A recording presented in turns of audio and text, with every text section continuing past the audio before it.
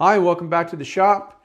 If you're new to my channel, I focus on teaching basic woodworking to help woodworkers make furniture and projects like this for their home.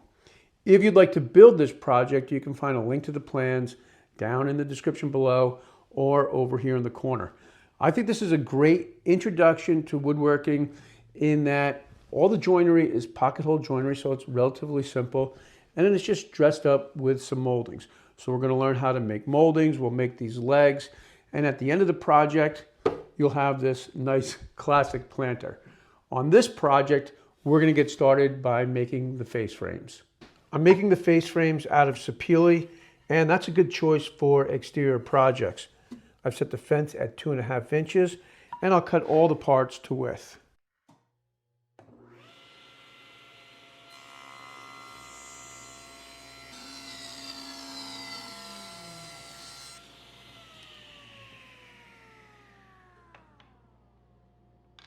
Before I cut the parts to length, I'll take a little off each end to square up one side of each board.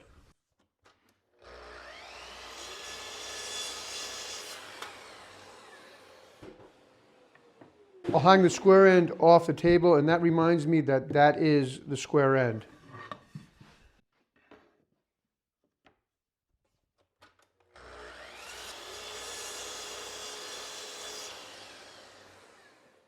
I've got all the parts for the face frames cut to a rough length with the square end hanging off the table.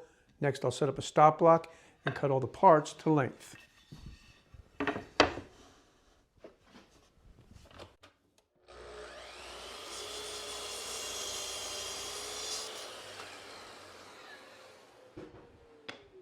After cutting all the parts for the face frames to length, I drilled the holes for the pocket hole screws.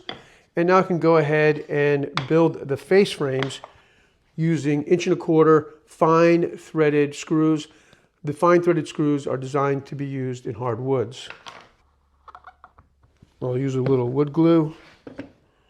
Make sure that I'm flush at the edge. Clamp the parts together and drive the screws.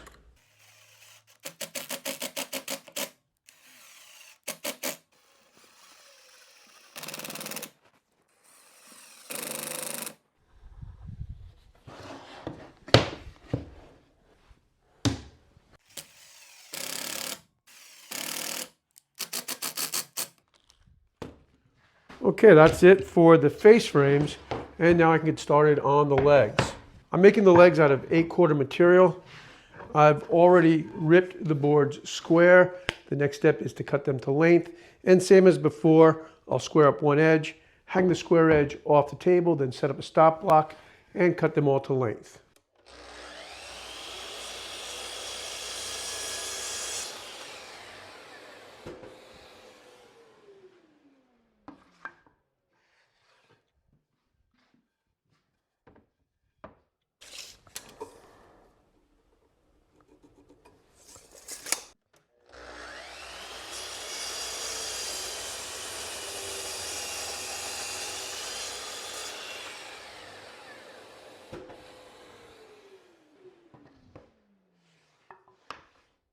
Now I'm ready to get started on this leg detail.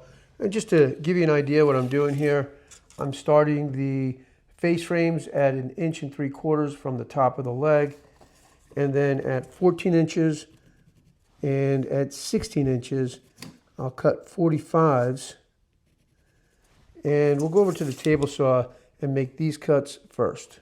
This is the cauliflower zero clearance insert. I've been using this now for, I think, 2 months. I really like it.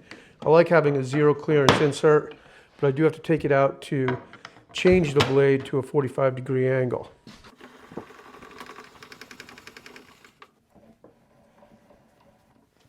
I can use my sample to test the height of the blade. Bring it down a little bit. And that looks pretty good right there. I've got the blade set to 45. My fence is the stop. And I'll make this cut on all 4 sides of the leg, on all 4 legs. Then I'll flip the leg over, readjust the fence, and cut this side.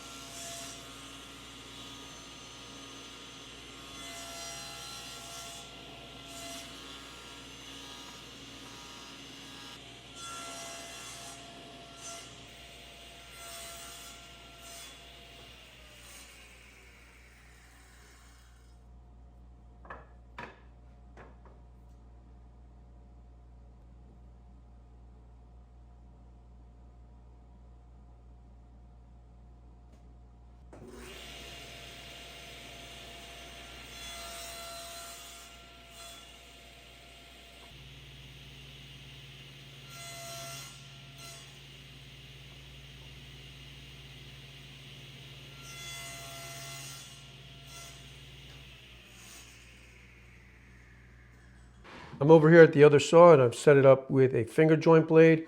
You could also use a dado blade, or you could even just use a regular 1/8 inch curved saw blade. It'll just take you a little bit longer. I've adjusted the height of the blade and I've adjusted the stop so the blade meets right where that 45 ends. And you want to make sure that you mark your leg. So I've got a T that indicates top. I want to make sure that the top is always against the stop line or the stop block. And I'll make that cut on all 4 sides of all 4 legs.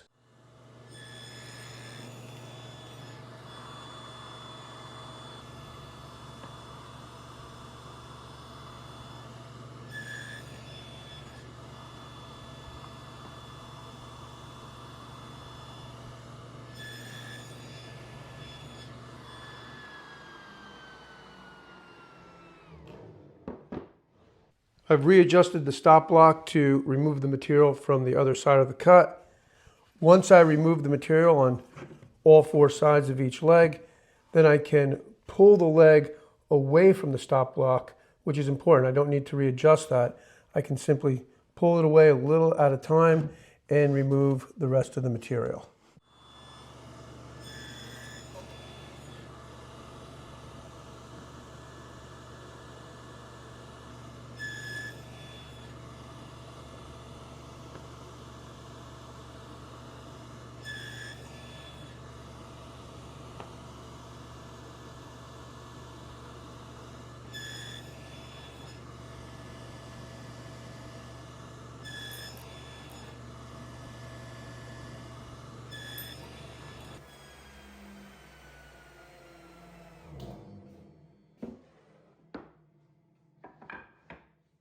Now that I've got that detail cut in the legs, which I really like, very simple, but I think it works. The next step is to cut the bevel at the top of the legs. This is a 7-degree bevel. But before I make that cut, I want to measure down from the top, make a mark at 1 3/4 inches. I'll do that on all 4 legs and then draw a square line around the leg. And that's what I'll be attaching the face frame at that line. So I just want to draw that line while I can get a true measurement before the bevel is cut.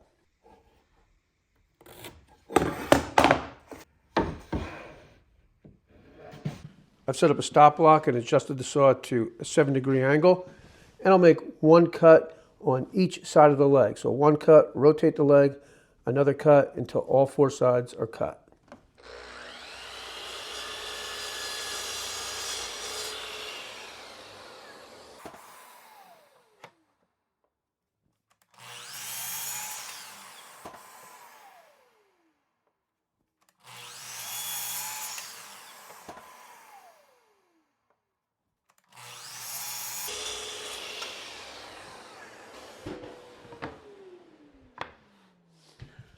A little bit of a design change. Wasn't really planning to do this, but I think it might look good. It's a little more work, but maybe worth it. If you don't want to go the extra mile, you don't have to. I still think the planter would look good. So the original idea was to run a chamfer starting at the bottom of the detail about 1 1/4 inches down and running that chamfer all the way down the leg on all 4 sides. And I still think that would look good, but since I'm in the shop here and working on a project, I figured maybe take it a little further. So the new plan is to start at about 3 inches from the bottom of the detail and add a taper on all 4 sides at the bottom of the leg. I've got one of the legs in the tapering jig, and the top of the leg will always remain square, so my clamping will always be at the top. I'll make a cut, rotate the leg, make the second cut, repeat the process 2 more times, and then move on to the other legs.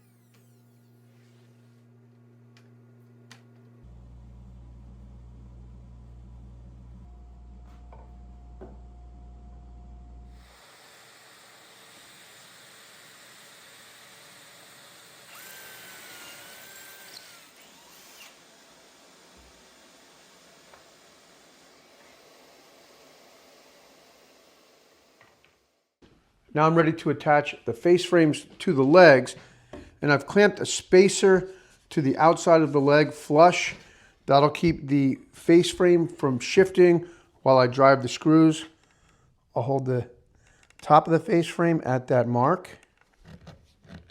I've added a clamp to hold the face frame in position with the top of the face frame at that line, and now I can drive the screws.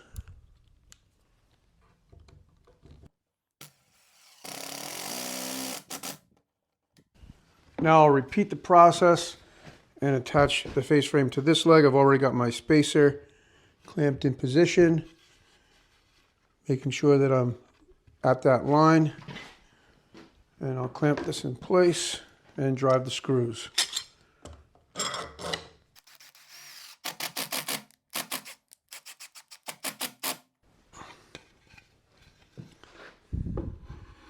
Here's a tip to help you avoid breaking screws. I'm going to drive the screw, then reverse it. I'll do that 2, 3, maybe even 4 times. And basically I'm just driving the screw a little bit, kind of like digging a hole. And eventually I'll sit the screw completely and you may see a little squeeze out.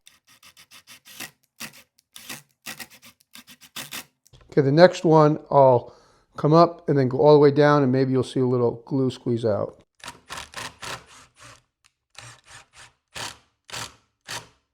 And that's good enough. You can hear it.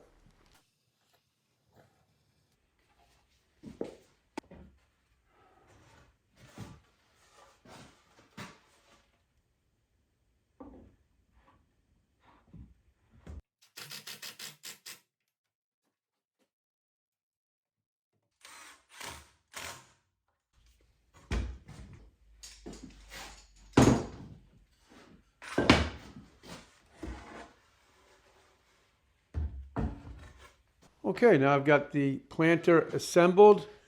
I gotta say, I like it. I like these classic lines. And now I'm going to dress it up a little more by adding a little bead molding at the bottom of the apron, bead molding in the panels. And to do that, I'll need to make the bead molding. To make the bead molding, I'm using a bead molding router bit and the offcut from the legs. I'll run a bead on, how am I gonna do that? Yeah, I'm going to run a bead on each side, and then I'll rip that bead off using the table saw.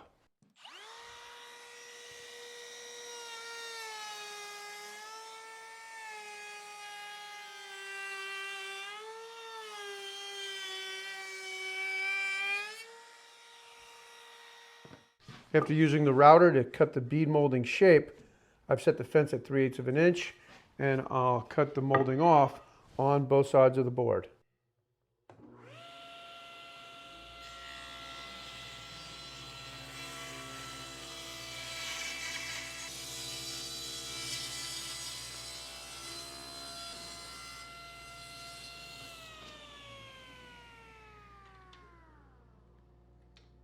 I want the flute of the bead molding to be flush with the bottom of the face frame. This is the same thickness as the face frame, so I'm using this as a guide. I'll trace a line on the molding and then adjust the fence until I'm cutting right at that line.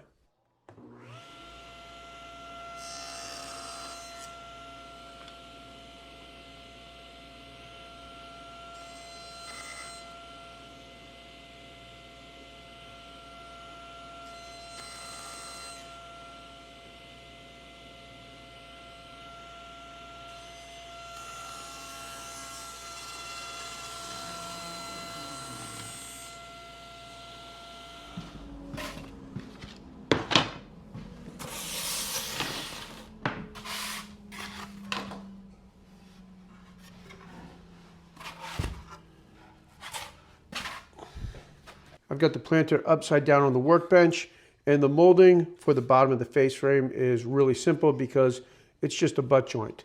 So I'll put one end into the leg, and at the other end, make the mark for the next cut.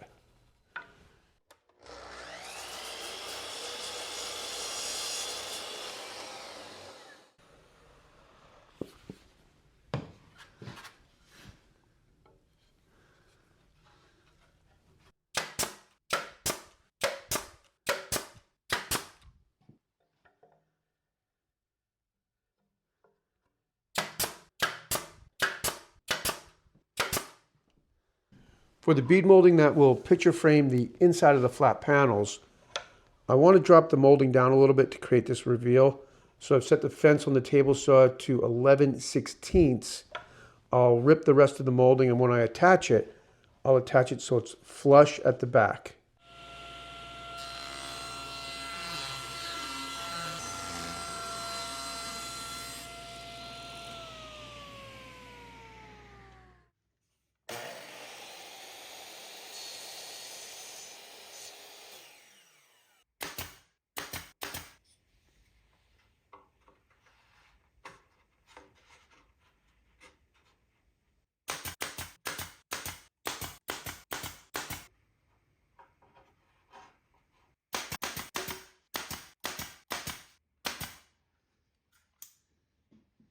Now that I have the bead molding attached on the inside of the panels and the bottom of the face frames, I'm going to add cleats to support the bottom. The cleats measure 3/4 by 1.25 inches, and I'll attach the cleats flush with the bottom, tack them in place so they don't move around.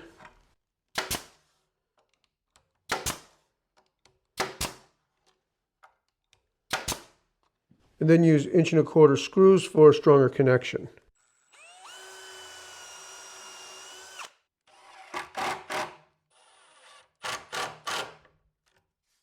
With the cleats for the bottom attached, the next step is to move on to the panels. As you can see, I've already attached one to the back and to one of the sides. And I just kind of wanted to figure out what I was doing there. So what I ended up doing was taking a piece of 1x6, which measures 3/4 by 5.5, resawed it on the table saw. So I ended up with two boards that are 5/16 of an inch by 5.5 inches. And I want to attach them in a way that they still will be able to expand and contract, especially on the fronts and backs. The sides aren't so important because it's a much shorter board.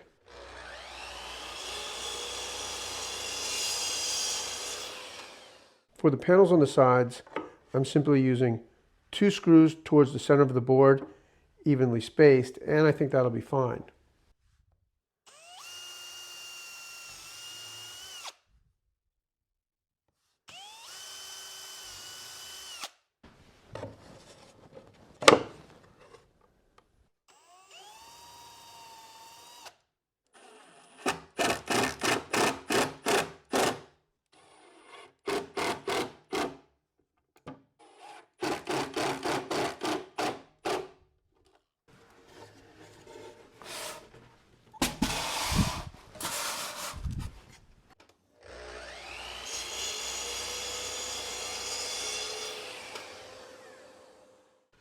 For the longer panels in the front and back of the planter, again, I can use 2 screws on each side, but I'll need to make clips to keep the panel tight against the face frame and keep it from potentially bowing away.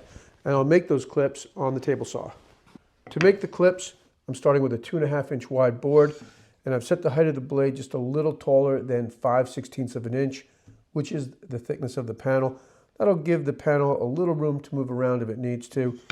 I'll cut a rabbet on each side of the board, and then I'll cross cut the parts to length over at the miter saw.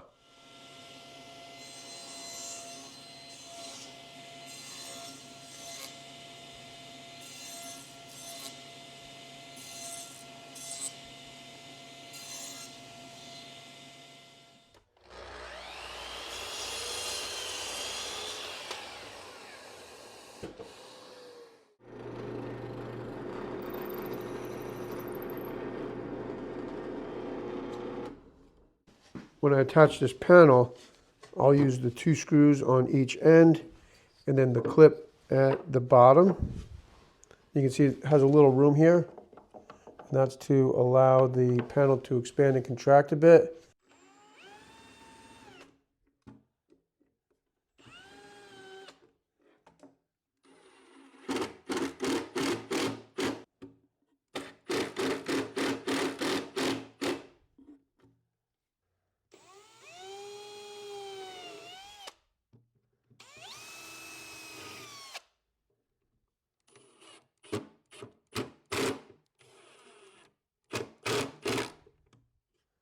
All right, well, we're getting close to the finish line now. These are the boards that will support this plastic liner. You can get these at Lowe's, and I'll have a link to it in the description below. I did have to cut these boards a little short because of these panels, but they're fine. They're not going to fall out, as you can see, and that's more than enough to support the liner. The last step is to add the molding to the top of the face frame. I'll rip the molding at 1 5/8 and then add a little cove to the bottom of the molding.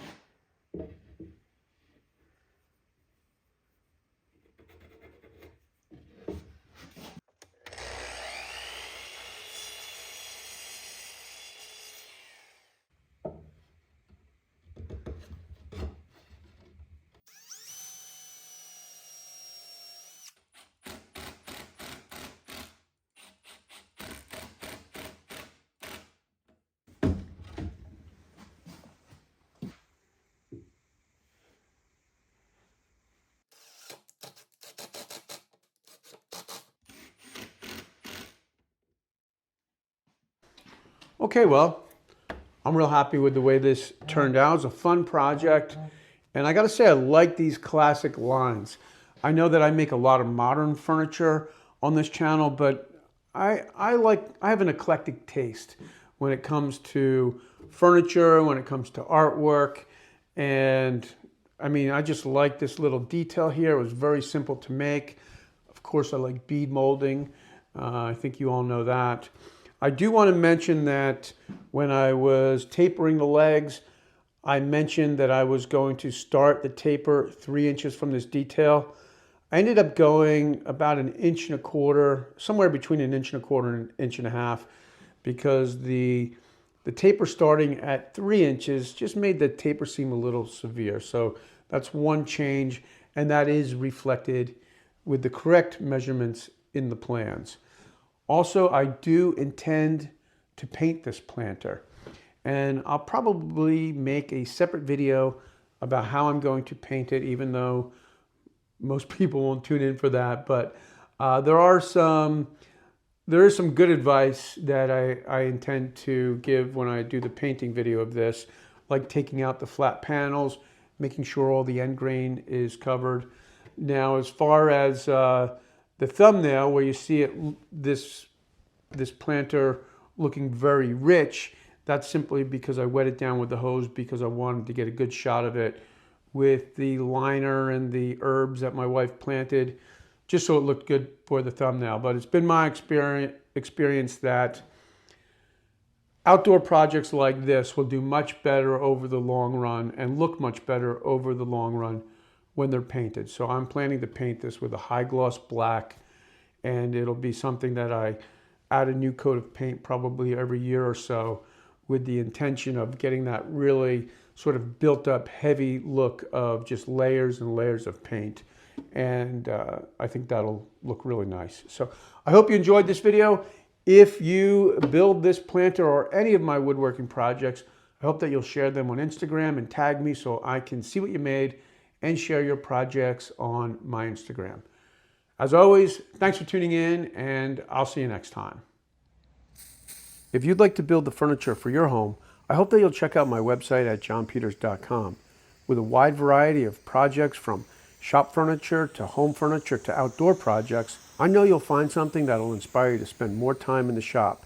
So I hope that you'll click on the link in the description below and let me help you with your next woodworking project.